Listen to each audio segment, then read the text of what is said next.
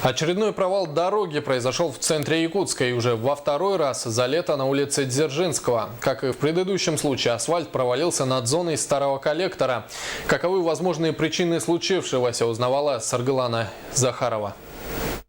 Провалы дорог в центре Якутска горожан уже не удивляют. Предыдущее разрушение дорожного полотна на этом же участке произошло в конце мая.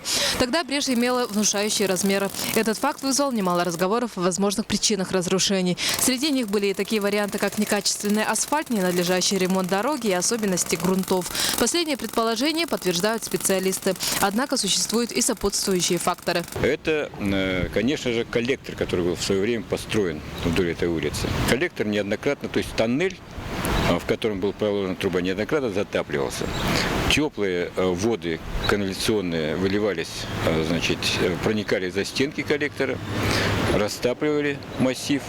И это происходило за историю много-много раз. Как отмечают специалисты, дорога из-под ног горожан начала уходить еще в середине 90-х годов. На той же улице Дзержинского, напротив детской и юношеской спортивной школы, образовался провал на всю ширину дороги и в длину до 20 метров. Сразу же после разрушения эксперты установили причину их возникновения – изменение грунтов из-за проходящего на этом участке коллектора. Провалы, которые сейчас под Дзержинского появились, конечно же, это отголоски от того, то есть у нас где-то просадки грунтов так продолжаются, водотоки там, конечно же, есть, и вот в этих местах как раз поверхность асфальта падает вниз.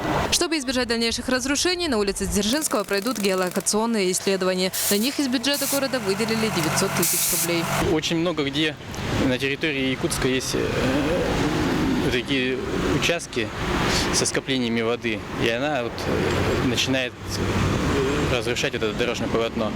И метод вот этой геолокации как раз он может позволить нам заглянуть под дорогу, при этом не разрушая ее конструкцию. Ситуация нами прослеживается, да, практически в режиме реального времени. Я постоянно езжу по этим дорогам. 9-я школа тоже у нас там просадка полотна. Но опять-таки, я говорю, это надо брать в целом комплексно. При выявлении наличия этих пустот будет уже ясно, понятно, где нам нужно проводить работы, в каком объеме они будут, эти работы. Будет это все осмечено, и, соответственно, уже решаться проблема будет.